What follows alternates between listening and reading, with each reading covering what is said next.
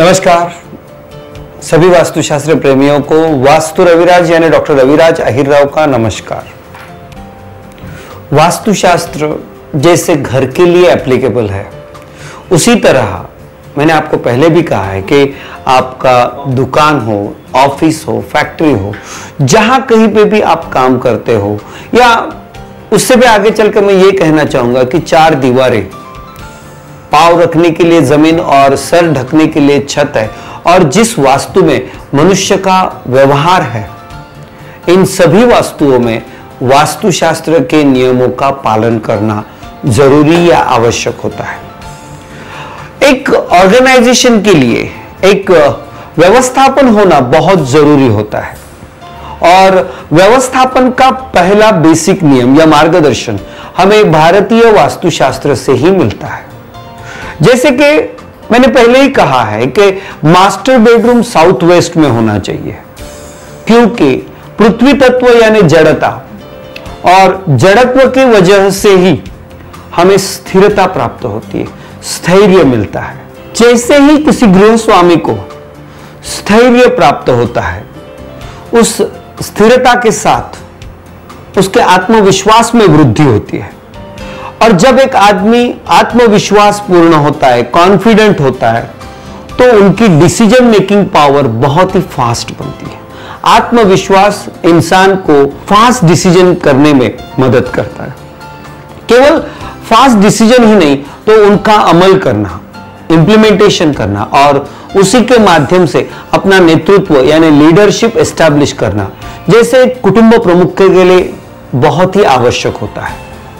और जैसे ही एक काबिल गृहस्वामी या कुटुंब प्रमुख अपने परिवार को हर संकटों से सामना करके अपने परिवार को सफलता की मंजिल तक ले जाता है, उसे व्यवस्थापन ही कहते हैं।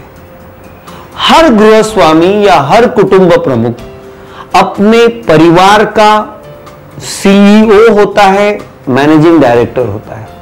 जो व्यक्ति अपने परिवार का व्यवस्थापन सही कर सकता है, वो दुनिया के अंदर किसी भी व्यवस्थापन के कामकाज में जरूर सफल हो सकता है। उसी तरह एक ऑर्गेनाइजेशन के लिए उस ऑर्गेनाइजेशन का मुखिया, इंचार्ज हमेशा साउथ वेस्ट में ही बैठना चाहिए, और बैठते समय उनका चेहरा ईशान कोण यानी नॉर्थ ईस्ट की तरफ होना बहुत आवश्यक होता है।